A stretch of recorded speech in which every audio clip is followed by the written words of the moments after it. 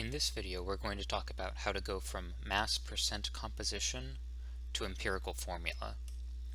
In a previous video, I showed you how to go from empirical formula to percent mass composition.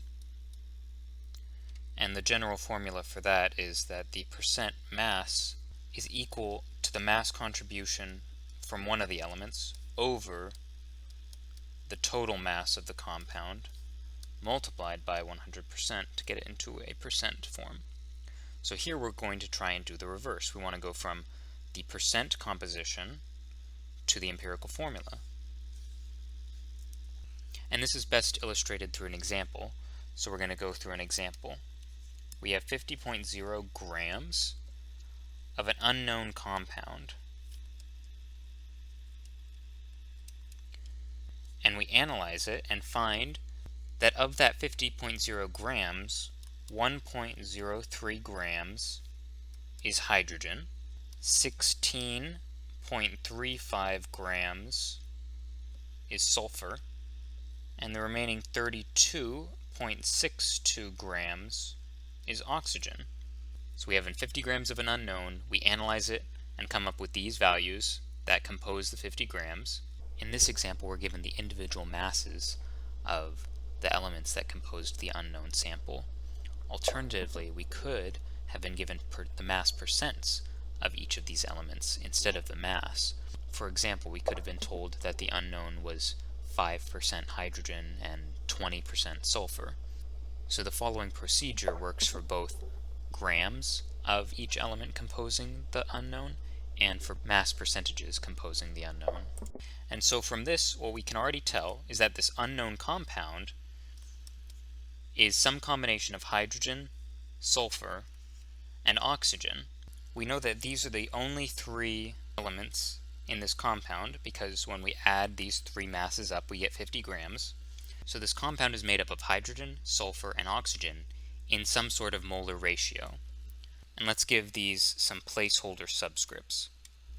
There's some sort of molar ratio between X, Y, and Z, or hydrogen, sulfur, and oxygen, that indicates how many atoms of each is in one molecule of this unknown compound. And it's not as simple as just forming a ratio of the masses, because these subscripts represent molar ratios.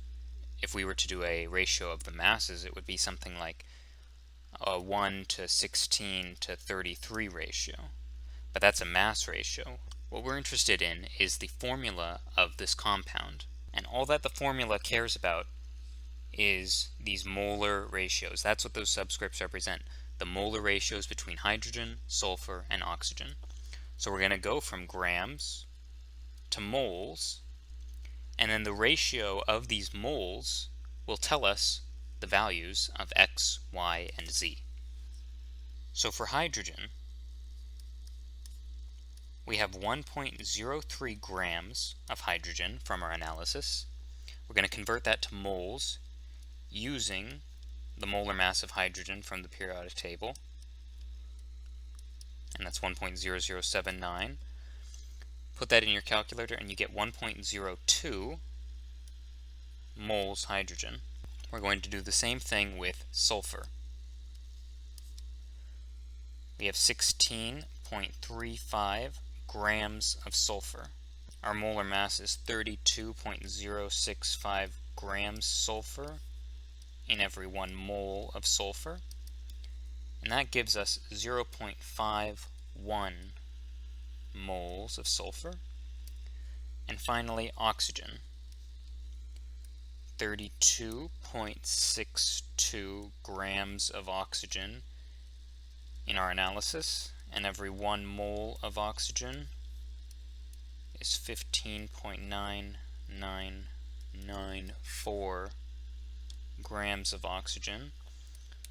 And in all these cases, the grams of elements cancel out, and we're left with moles. In this case, 2.04 moles of oxygen. So these three values are how many moles of each type of element are in our 50-gram unknown sample. So in our 50 grams, we have about 1 mole of hydrogen, we have about half a mole of sulfur, We have about 2 moles of oxygen. So our molar ratios of hydrogen, sulfur, and oxygen are about 1 to 0.5 to 2. We know that these can't be our subscripts in our empirical formula because we have a value less than 1. 1 is the minimum because we can't have less than 1 atom in a molecule. So we can simply double these values, and what we get is H2S1O4. And there's our empirical formula.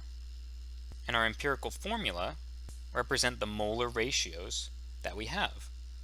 So our ratio of hydrogen to sulfur to oxygen is 2 to 1 to 4, just as we saw when we calculated the number of moles of each element type in our 50 grams of the unknown compound. So to go from mass composition to empirical formula, we first need to convert from grams into moles. In this case, we were told we had a 50-gram sample and that these were the masses of each element type that we obtained. Alternatively, the problem could have provided something like this. We have a 50.0 gram sample, and we found that hydrogen composed 2.055% by mass, sulfur was 32.69% by mass, and oxygen was 65.25% by mass. From here, all we would have to do is convert the percent to a decimal, so divide by 100, and then multiply the decimal by the mass of the unknown, 50.0 grams, and we would get the mass of hydrogen contained in the original sample. In the problem above, this is where we started. But if we're given mass percents, we can easily go from mass percent to the mass of the element contained in the unknown, and then when we know the mass in grams of each element, we convert that to moles using the molar mass.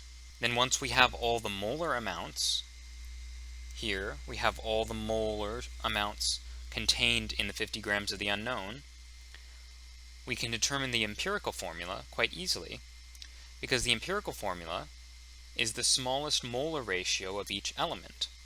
Now that we know all of the number of moles, we can create that ratio in order to determine the subscripts and find our empirical formula.